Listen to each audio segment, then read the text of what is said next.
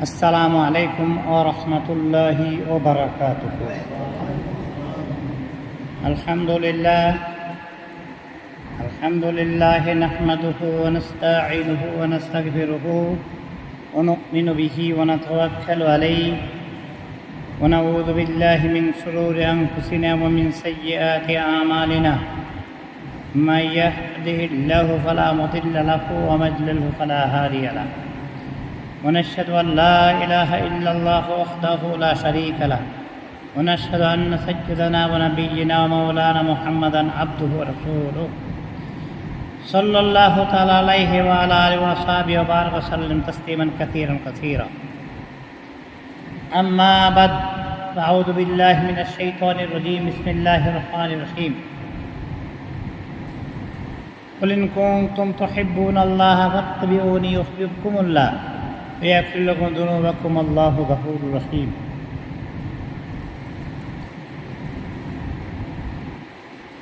وقال رسول الله صلى الله عليه وسلم: ووالذي نفسي بيده لا يؤمن أحدكم حتى أكون أحب إليه من ولده وولده والناس أجمعين.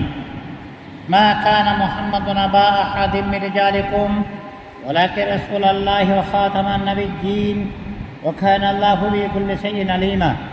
إن الله وملائكته يصلون على النبي يا أيها الذين آمنوا صلوا عليه وسلموا تسليما. اللهم صل على سيدنا مولانا محمد وعلى آل سيدنا. এসো মোরা দরুদ পড়ে খুশি করি নবীকে, রোজ হাসরে নবী ছাড়া, রোজ হাসরে নবী ছাড়া উম্মত তরাইবে কে। আল্লাহুম্মা সাইয়্যিদানা মাওলানা ওয়া আলা আলি সাইয়্যিদিনা।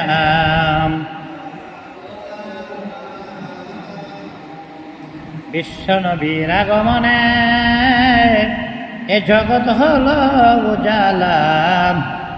এসো মুমিন পড় দরুদ মিঠাও মনের প্রেম জ্বালা। আল্লাহুম্মা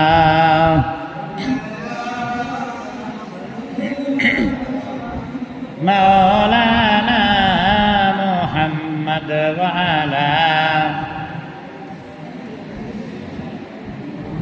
মাওলানা।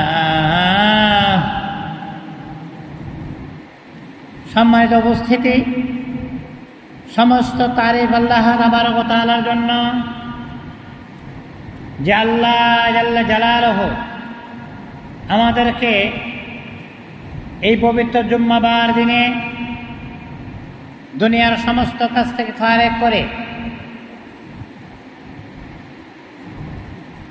এই সরকারি সাদত বিশ্ববিদ্যালয় জামে মসজিদে আসার বসার এবং দিনে আলোচনা শোনার তৌফিক এনায়েত করেছেন, সেই মহান রব্বুল আলামিনের দরগায় বেইনতেহাই শুকরিয়া। আরও কৃতজ্ঞতা জ্ঞাপন করছি মহাবিশ্বের এক অদ্বিতীয় অধিপতি আহকামুল হাকিমিন রব্বুল আলামিন এর শাহী দরবারে লাখো কোটি কৃতজ্ঞতা জ্ঞাপন করছি, যিনি আমাদেরকে এখানে মজলিসে উপস্থিত হওয়ার তৌফিক এনায়েত করেছেন। আলহামদুলিল্লাহ। আমার আজকাল আলোচ্য বিষয় প্রিয় নবী সাল্লাল্লাহু আলাইহি ওয়াসাল্লামের ভালোবাসা এবং সুন্নতের অনুসরণ। প্রিয় নবী সরকারে দো আলম জনাবে মুহাম্মদ রাসূলুল্লাহ সাল্লাল্লাহু আলাইহি ওয়াসাল্লামের ভালোবাসা এবং সুন্নতের অনুসরণ। এ সম্পর্কে সময়ের এই সংক্ষিপ্ত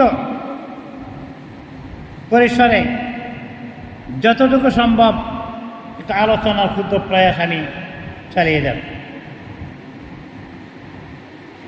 রাহমাতুল লিল আলামিন আল্লাহ হলেন রব্বুল আলামিন আল্লাহর হাবিব হলেন রাহমাতুল্লিল আলামিন, আল্লাহ কুল আলমের রব, আর আল্লাহর হাবিবুল কুল আলমের রহমত।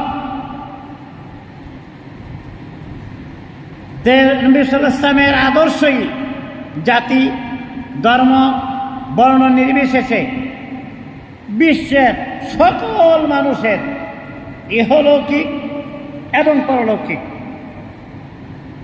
অর্থাৎ দুহনো জাহানের সফলতার একমাত্র সনদ, এটা আমার এতেকাদ, এটা আমার বিশ্বাস, একমাত্র সনদ রাসূল সাল্লাল্লাহু আলাইহি ওয়াসাল্লামের জাতি, ধর্ম, বর্ণনের সকল মানুষের মুক্তি এবং সফলতা সনদ হল এটা। আল্লাহর হাবিবের জীবনী বলে শেষ করা যাবে না। যেমন কেমন বলি সম্পূর্ণ হয়ে বর্ণনা, ওগো তুমি কেমন আছো হে বলি, খোদার পরে তুমি শ্রেষ্ঠ, সংক্ষেপে মোরা এটুকুই জানি।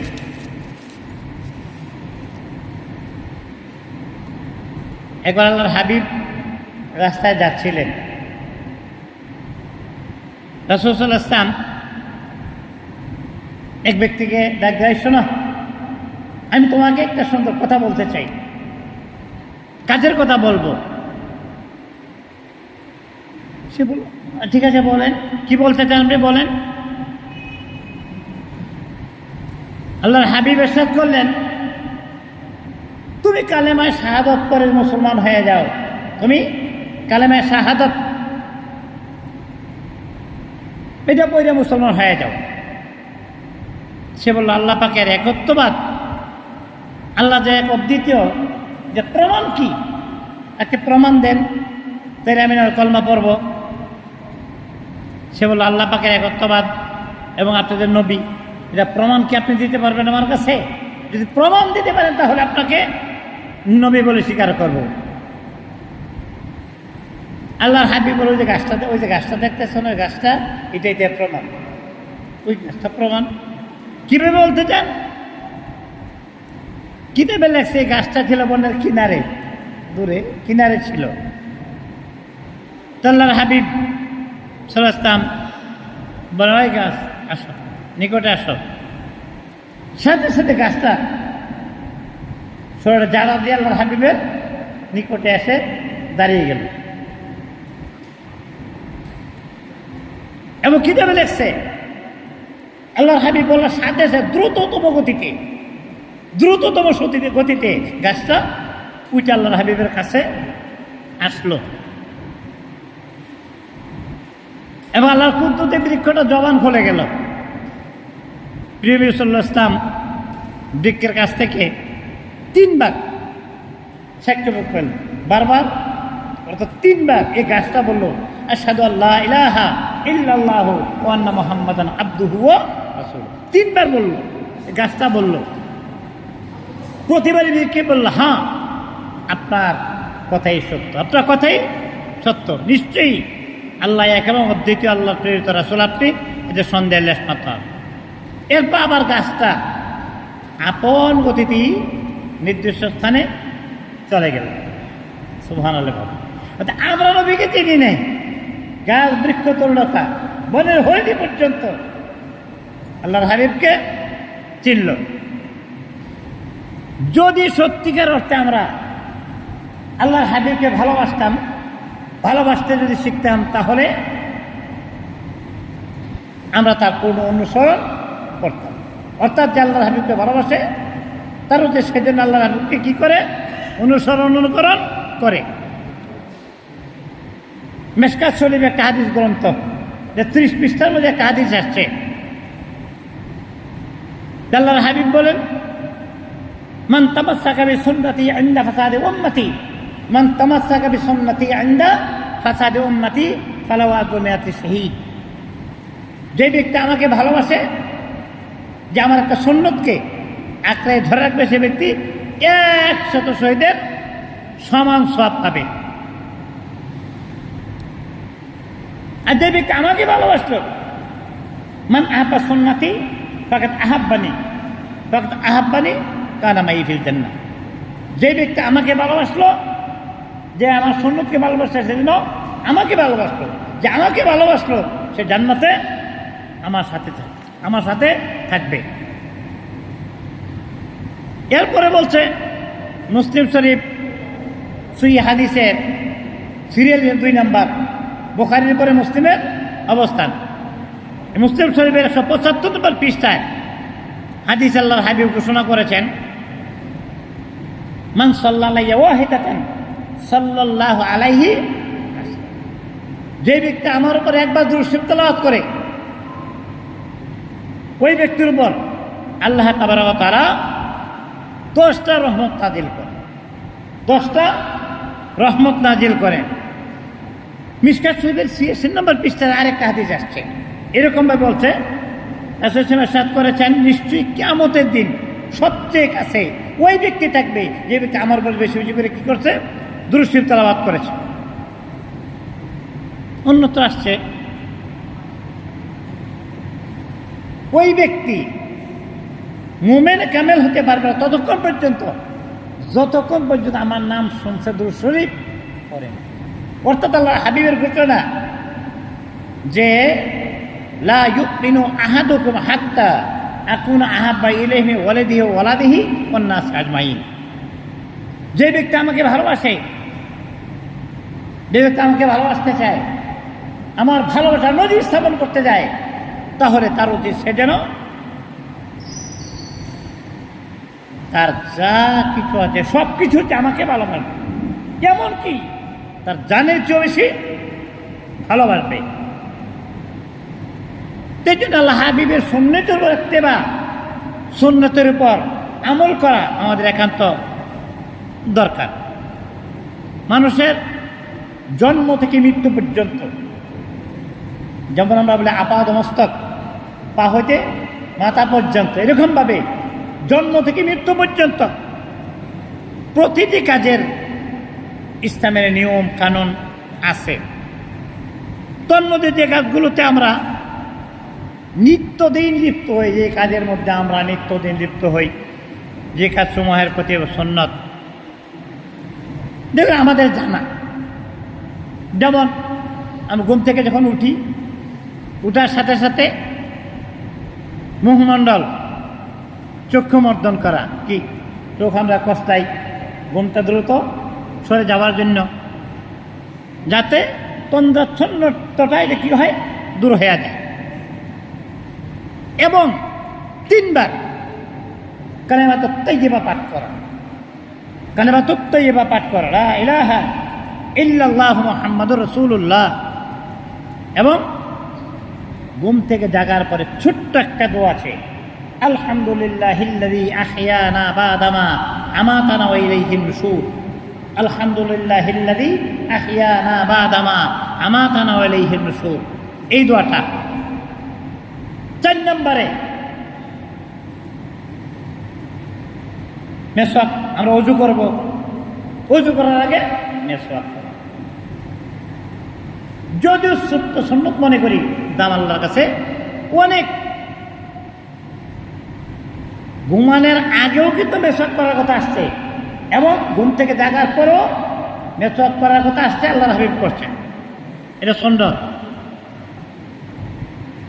এবং ওযু করার আগে এই নিয়মটা আমাদের জানা আছে, তারপরেও চর্বিত চার অনেক নেই। আমি আপনাদের সামনে বলে যাচ্ছি যে হাত কবজি সহ ওযুর আগে হাতে 2 হাতের কবজি সহ দৌত করা, অর্থাৎ পানির পাত্রে ডুবানোর আগে 2 হাতের কবজি সহ দৌত করা, এটাও সুন্নাত।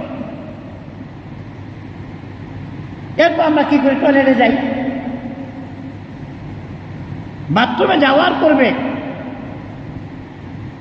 ছোট্ট একটা দোয়া আছে, বিসমিল্লাহ আল্লাহুম্মা ইন্নী আউযু মিনাল খুবসিল খাবাইস, ছোট্ট দোয়া।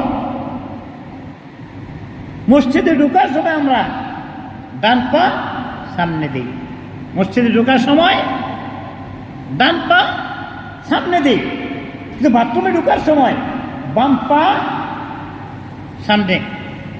এই আমলগুলো আল্লাহর হাবিব করেছেন, করতে বলেছেন, মান তামাসসাকা বিসুন্নতি ইনদা ফাসাদি উম্মতি ফালাহু দুনিয়াতে শাহীদ। এক একটা সুন্নতের দাম কত আল্লাহর হাবিব করে দেখাইছেন। বাম পা দিয়ে বাথরুমে প্রবেশ করতে বলেছেন এবং খালি পায়ে যেতে নিষেধ করেছেন। জুতা বা স্যান্ডেল যেটাই হোক পরে যেন যাওয়া হয়। বাথরুমে যাওয়ার সময় খালি মাথায় যেতে নিষেধ করেছেন। টুপি বা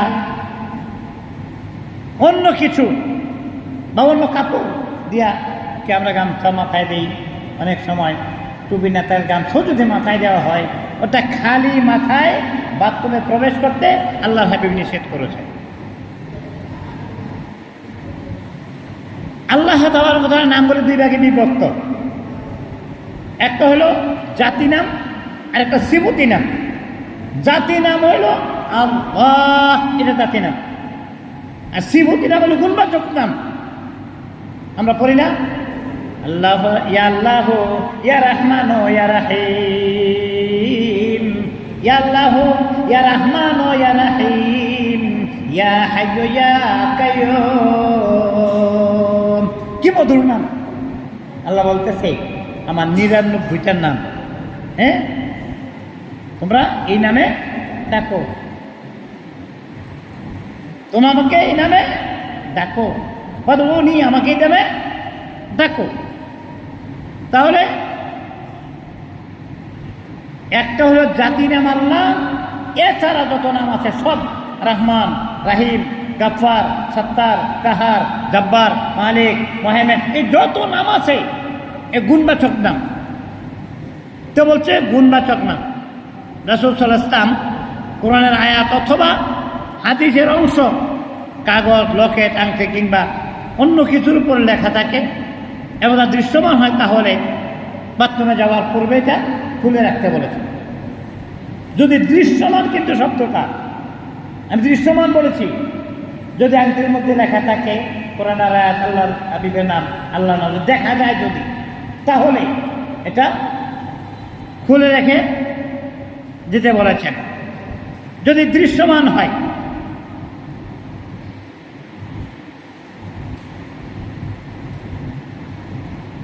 এবং সতর যতটুকু খোলার দরকার, সতর যতটুকু খোলার দরকার অতটুকুই যেন খোলা হয়, এর অতিরিক্ত নয়। এই আল্লাহর হাবিব বেশ নজর রেখেছেন। ডিলা কুলুপ দুইটাই ব্যবহার করা যায়, দুইটাই ব্যবহার করা যায়। যদি পানি না থাকে, পানি পাওয়া গেল না, তাহলে কুলুপ হতে পারে। আল্লাহর হাবিব প্রস্রাবখানায় বা বাথরুম বসার সময় কেবলার দিকে যেন রোগ দেওয়া না হয়, কাবলাকে পিছ দিয়েও যেন না হয়। সামনেও রাখা যাবে না, পিছেও রাখা যাবে না। অর্থাৎ উত্তর অথবা দক্ষিণ, আমাদের জন্য উত্তর দক্ষিণ বলছে আমাদের জন্য, কিন্তু এটা আমাদের কেবলা যেহেতু পশ্চিম দিকে, এই জন্য আমাদের রোগ হইবে উত্তর অথবা দক্ষিণ দিকে, এটা হইবে। অনেক সময় আমার এক স্যার সোমালিয়া, আর মানে সহকর্মী, রমজান তো পোলাপান, ছোট্ট পোলাপান রমজান আসলে নিজের এই দূরত্ব সারের রাস্তার পাশে বসে, তো স্যারকে যখন দেখেন প্রস্তাবের কাজও করতেছে আর স্যারকে সালামও দিতেছে, জান স্যার আমরা আসতেছি। অর্থাৎ প্রস্তাব পায়খানার সময় কথাবার্তা বলা যাবে না। এবং ওই সময় জিকির বলতে বোঝাচ্ছি আল্লাহ তাবারক ওয়া তাআলার নাম তর্জ করার ব্যাপারটা করা যাবে না। সালামও দেওয়া যাবে না, যদি সালাম দেয় তার জবাবও দেওয়া যাবে না, এরকম। তবে প্রস্রাব করার সময় সাবধান, প্রস্রাবের ছিটা যেন কাপড়ের মধ্যে না। আল্লাহর হাবিব কবরের নিকটে যাইতেছিলেন। আমরা এই হাদিসটা অনেকেই জানি। আল্লাহ রাসূল বলছেন, আমি যা দেখি তোমরা তা দেখো না, আমি যা শুনি তোমরা তা শোনো না। কবর আযাব হচ্ছে, তবে বড় কোনো গুনাহের কারণে নয়। কি? ওই যে প্রস্তাব থেকে সে সতর্ক থাকতো না, ওই যে কাপড়ের প্রস্তাব দেখে থাকার ব্যাপারটি আল্লাহ নবী ইঙ্গিত করেছেন। অর্থাৎ পেশাবের সিটার ব্যাপারে সাবধান থাকো। পেশাবের সিটা ফোটা থেকে যে উত্তম পবিত্রতা অর্জন না করার কারণে অধিক সময় কবরে আযাব হয়ে থাকে। আল্লাহ নবী বলতেছে কবরে আযাব হচ্ছে শুধু এই কারণে, শুধু এই কারণে। এর থেকে সাবধানতা অবলম্বন করতে। কত কথা হাদিসের মধ্যে আসছে, সুবহানাল্লাহ বিহামদিহি। হ্যাঁ, আমরা পানি খরচ করি, শৌচকর্ম করি, যে পানি খরচ যে করি, এই ব্যাপারটা বলছে শৌচকর্মের পরে কবজি পর্যন্ত হাতটা বিশেষভাবে ধোয়া হয়। প্রয়োজনে হাতকে মাটিতে এরকমভাবে গড়ানোর কথা বলা হয়েছে। প্রয়োজনে যদি এবার আমি একটা সন্দেহ যদি আসে কখনো, তাহলে এই হাতটা যেন মাটির মধ্যে এরকমভাবে ঘষানো হয়। আমরা তো এখন হ্যান্ড ওয়াশ ব্যবহার করি, আমরা যদি ঘষাঘষি তার প্রয়োজন মনে করি না। প্রথম যেমন বাম পা প্রথমে ঢুকার কথা বলা হয়েছিল, বের হওয়ার সময় উল্টাটা, বাথরুম থেকে বের হওয়ার সময় উল্টাটা। গুফরানাকা আলহামদুলিল্লাহিল্লাযী আযাবা আনিল আযা ওয়া আফানি, এই দোয়া পড়তে বলা হয়েছে। ইন্নী আউযু মিনাল খুবসি ওয়াল খাবায়েস, এখানে গুফরানাকা আলহামদুলিল্লাহিল্লাযী আযাবা আনিল আযা ওয়া আফানি। এটা বাইরের সময় ডান পা সামনে দিয়ে, অর্থাৎ ঢুকবার সময় বাম পা, বেরবার সময় বাম পা, বেরোবার সময় ডান পা বলা হয়।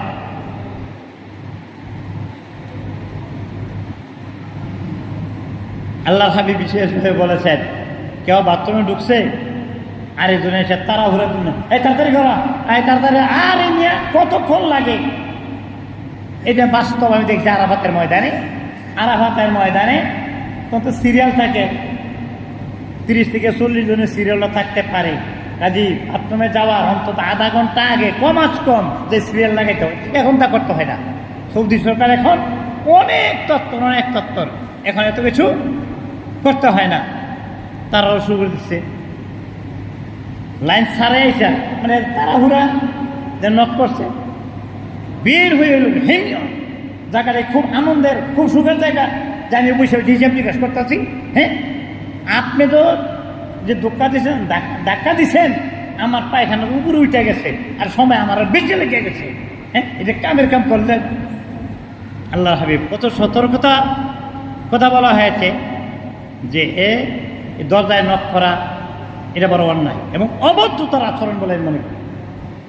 একজন ঢুকছে, শেষে দিদি আসবি, কে নক করা, গলা ঘাকর দেওয়া, এগুলো অবদ্ধতার মধ্যে এটা পড়ে। অর্থাৎ তার তাকাদা দেওয়া আর কি, ঠিক সে পরিমাণ প্রয়োজনের ভিতরে যতটুকু তার প্রয়োজন অতটুকু থাকবি, করবি।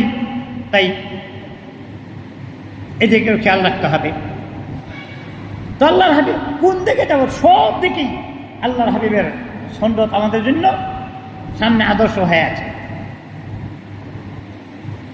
খাওয়া দাওয়ার সময় আল্লাহ রাসূল 2 হাত ধুইতেন, 2 হাত, ডান হাতে খাই, আবার বাম হাত ধুইতে হবে কেন? কিন্তু না, সুন্নত হইল 2 হাত ধোয়া। এবং খাওয়া শুরু করার আগে ভালো করে কুলি করার কথা বলা হয়েছে, এবং সমতল স্থানে বসে খাওয়ার কথা বলা হয়েছে। হ্যাঁ, উযুরের কাছে কোনো মাসলা নাই, উযুরের কাছে আয-যারুরাতু তাবিহুল মাহযুরাত, উযুরের কাছে কোনো মাসলা নাই। এই যে চেয়ারে বৈশা সমস্যা নাই।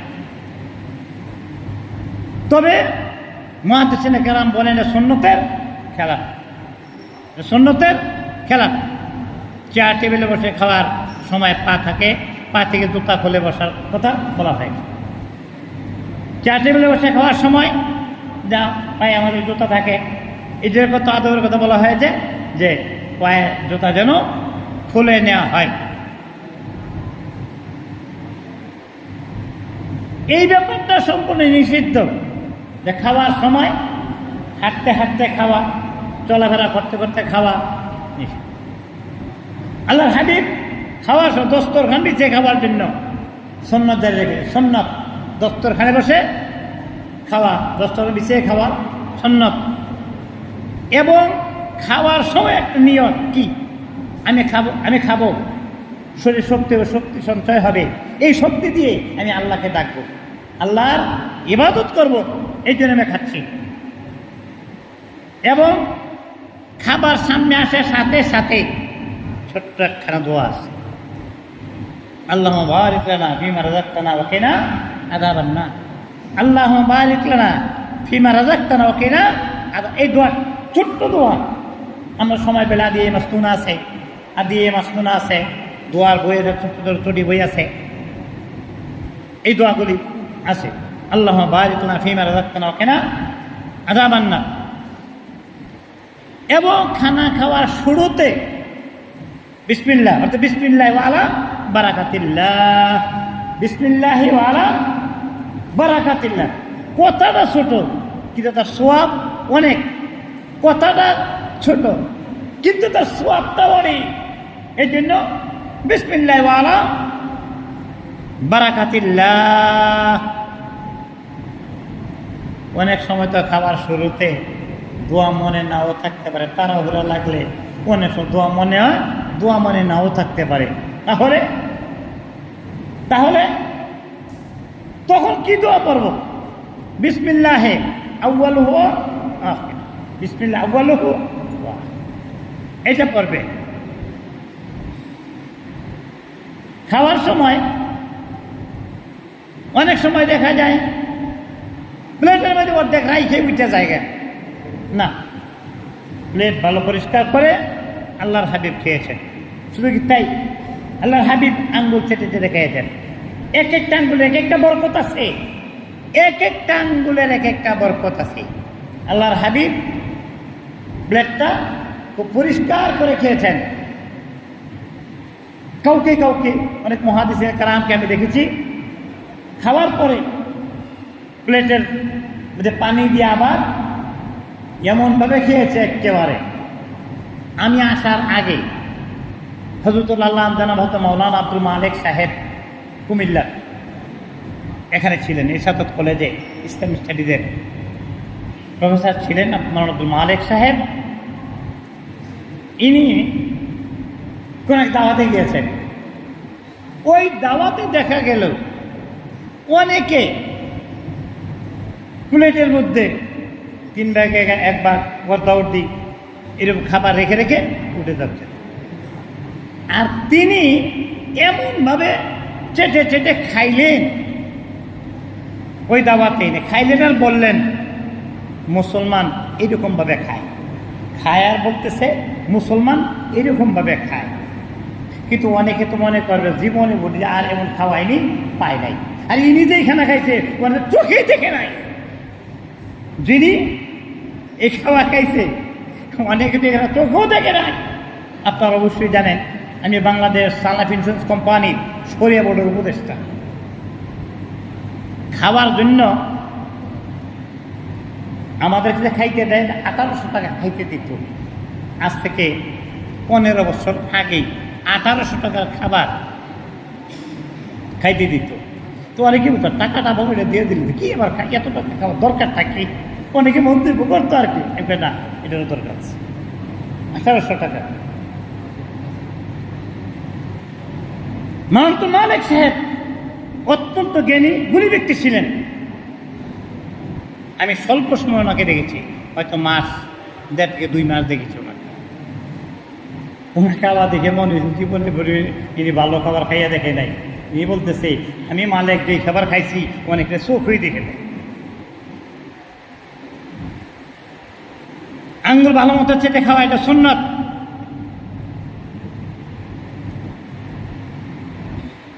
এক একটা সুন্নতের দাম কত আগেই তো বলে নিয়েছি। আল্লাহর হাবিব বলছেন খাওয়ার সময় পুরুষের জন্য টুপি মাথায় দিয়ে, মহিলাদের জন্য মাথায় কাপড় দিয়ে খাওয়া এটাও সুন্নত।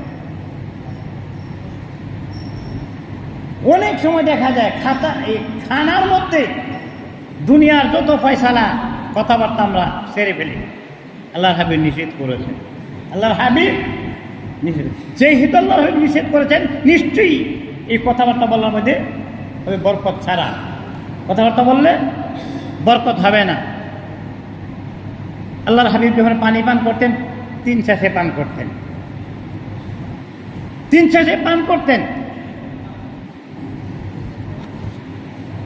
অনেকে দাওয়াতে গেলে না তরকারিতে লবণ বেশি হয়ে গেছে, জাল তারিখে কম হলে ভালো হইতো, খাওয়া থাকতেই দুর্নাম শুরু। যে পাক করছে সে জানে কি কষ্ট করছে, লবণ দিতে যায় আর হাত কাঁপতে কাঁপতে লবণ বেশি বেড়ে গেছে।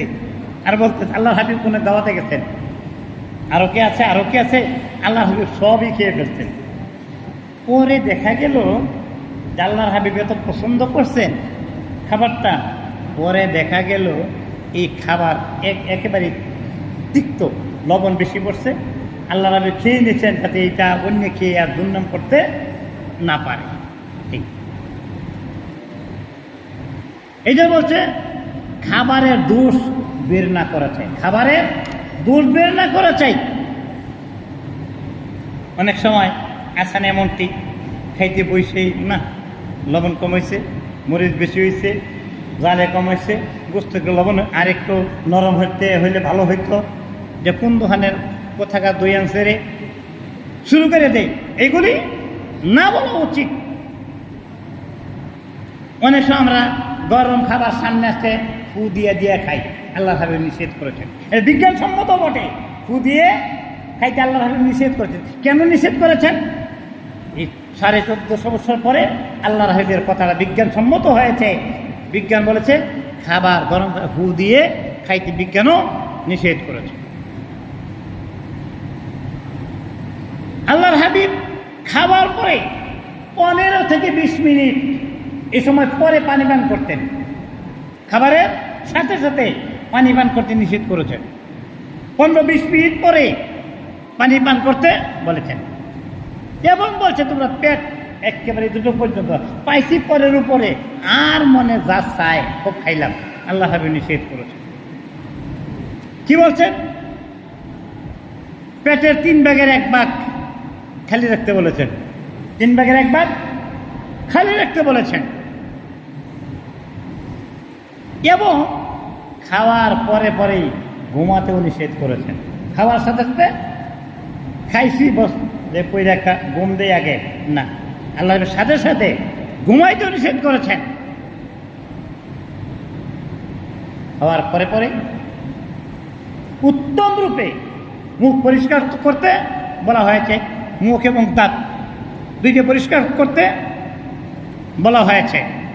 এবং দুপুরে খাওয়ার পরে কাইলুলার কথা বলছে, দুপুরে খাওয়ার পরে একটু বিশ্রাম করতে বলা হয়েছে এবং রাতে খাবার পরে একটু হাঁটাচলা করতে বলেছেন। দুপুরে খাবার পরে একটু কাইলুলা বিশ্রাম করতে বলেছেন আর রাত্রে খাবার পরে একটু হাঁটাহাঁটি করতে বলেছেন। খাওয়া শেষ হইল,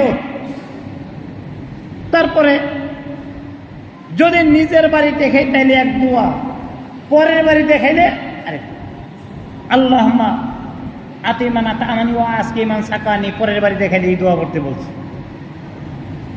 আল্লাহুম্মা আলহামদুলিল্লাহিল্লাযী আতামানা ওয়া সাকানা ওয়া জাআলানা মিনাল মুসলিমিন। খানা খাওয়ার শেষে এই ছোট্ট দোয়াটা করতে বলেছেন, আলহামদুলিল্লাহিল্লাযী আতামানা সাকানা ওয়া জাআলানা মিনাল মুসলিমিন, এই দোয়া করতে বলেছেন। এবং শেষে আলহামদুলিল্লাহিল্লাযী আতামানি ওয়া হাযা রাযাকতা ফীহি, মানে প্রত্যেকটাই আল্লাহ তাবারক ওয়া তাআলার শুকরিয়া জ্ঞাপন করার জন্য এই কথাগুলি। यानी है रिज़्क़ के वो परवरदिगार या नहर जिसके वो परवरदिगार ये जिसका सबको देता है लैलो नहार, जिसका सबको देता है लैलो नहार। আল্লাহ তাবারক ওয়া তাআলা যাকে ভালোবাসেন, আল্লাহ তাবারক ওয়া তাআলার উপর যে সারেন্ডার করে, অর্থাৎ আত্মসমর্পণ, শুধু এই কথাটাই নয়, আল্লাহ তাবারক ওয়া তাআলার উপর যে ব্যক্তি নিঃসন্দেহে এই রিজিকের মালিক, আল্লাহ তুই কোত্থেকে এই খাবার আনছো, আমি দেখো উপযুক্ত না, ও আল্লাহ তুমি এমন খাওয়াইলা, শুকরিয়া তোমার কাছে। আল্লাহ তাবারক ওয়া তাআলা এই খাবার, এই নিয়ামতের সংখ্যা কি করেন? বৃদ্ধি করে দেন। এই জন্য বলা হয়েছে যে খাওয়ার পরে আল্লাহ তাবারক ওয়া তাআলার কাছে শুকরিয়া জ্ঞাপন করা। প্রত্যেকটা কাজে, কথা বার্তায়, ওঠা বসায়, চলা ফেরায় আল্লাহর হাবিবের আদর্শ বা সুন্নত রয়েছে। পোশাক ব্যবহার করা সুন্নত। বিশেষ করে আল্লাহর হাবিব সাদা পোশাক পছন্দ করেছেন। পুরুষের জন্য সাদা, মহিলাদের জন্য রঙিন পোশাকের আল্লাহর হাবিব বলেছেন। পোশাক খোলার সময় ডান হাত খুলবো না বাম হাত খুলবে, এইটাও হাদিসে আসছে যে খোলার সময় প্রথমে বাম হাত এবং বা পা দিয়ে খুলতে বলেছেন, পরার সময় ডান থেকে শুরু করতে বলেছেন। এরকম জুতা পায়ে দেওয়ার সময় প্রথমে ডান, পরে যেই দিকে থাকে সেই দিকেই দেখি। আদর্শ আদর্শ, আর প্রত্যেকটা আদর্শের মধ্যে, সুন্নতের মধ্যে আমাদের রয়েছে উপকার, আমাদের রয়েছে উপকার। পাশাপাশি উপকার মানে সোয়াব, সোয়াব আর সোয়াব। দুনিয়াতে টাকার দরকার, পরকালে দুনিয়াতে টাকার দরকার, পরকালে নেকের দরকার। অতএব আল্লাহর হাবিবের প্রত্যেকটি কথা কাজ হিসাবে যদি আমরা চলতে পারি, দুনিয়া আখির মঙ্গল বিধান করবেন আল্লাহ তাবারক ওয়া তাআলা। আল্লাহ তাবারক ওয়া তাআলা আমাকে, আমাদের সকলকে এর থেকে বিরত থাকার তৌফিক দিক। আমা তৌফিক ইল্লা বিল্লাহ।